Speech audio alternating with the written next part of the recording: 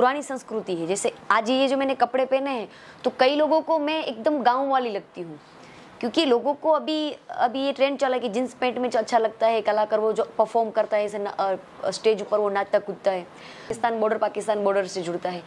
तो कच्छ बॉर्डर में हमने देखा है कि भारत में कितनी सुरक्षा होती है और पाकिस्तान में कितनी होती है, कि भारत की नारी के सर पर पल्लू होना चाहिए।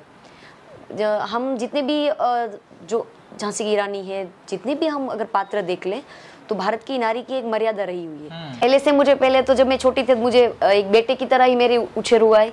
10-12 साल तक तो मैं ऐसे बॉयकट, मेरे बाल थे, मैं लड़कों के कपड़े पहनती थी, तक मुझे ऐसा लगता कि मैं लड़का ही हूँ। तो ये मैंने बहुत देखा है, क्योंकि सबको ना ये अभी विदेशों की जो संस्कृति है, शॉर्ट कपड़े पहनना या फिर वो रील्स बनाना, तो आप शॉर्ट कपड़ों में क्यों बनाते हैं? ऐसे कपड़ों में भी आप तो रील्स बना सकते हैं ना। जैसे राजस्थान का पहनावा है तो उसमें भी आप रील्स बना सकते हैं। हमारा जो भारत की साड़ी पहनकर भी आप रील्स बना सकते हैं। जरूरी नहीं कि आप ऐसा छोटे कपड़े पहन के नाचे। जितनी वैसे ये अभी तो ये ऐसा युग है कि सब आजाद है, अपने विचारों से सब मुक्त है, कि जिनको जो अच्छा लगे वो कर सकता है। पर कहीं ना कहीं हम जिस धर्म से आते हैं, हम जिस जगह से आते हैं, तो हमें ये सोचना है कि हमें ये शोभा नहीं देता। नहीं, वैसे कभी पहले भी नहीं सोचा था और आगे भी नहीं सोचा। भगवान जहाँ पहुँचाएंगे वहाँ चले जाएंगे। उनको ये अलग लगता था कि ये हमारे समाज में तो ऐसा कोई गाता नहीं था। कच्छ में कच्छ एक अलग प्रकार का विस्तार है कि जहाँ लड़कियाँ हमारे मालधारी समाज में से नहीं गाती। मतलब ये गाना, ये स्टेज पर जाना, जैसे नॉर्मल लाइफ होती, घूंघट डाल के सबको ऐसा ही रहना है, घर संभालना है।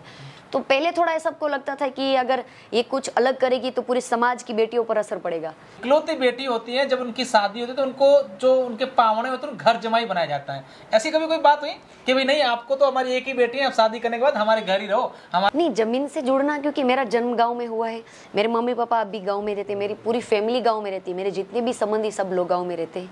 और जब हम पैदा हुए, जहाँ पे हम बड़े हुए, तो वहाँ तो हम जुड़ने, क्योंकि सिटी में तो हम नहीं बड़े हुए ना, तो सिटी का वातावरण हमें सेट नहीं होता। हमें तो गाँव का ही अच्छा लगता है। वो खुले में हम रहे, अपने आंगन में, इतना बड़ा आंगन होता है गाँव में, सारे लोग ऐसे शाम को सब साथ में बैठते, पूरे परिवार, कोई कुछ भी प्रसंग हो तो सब ऐसे मिलकर सब एंजॉय करते।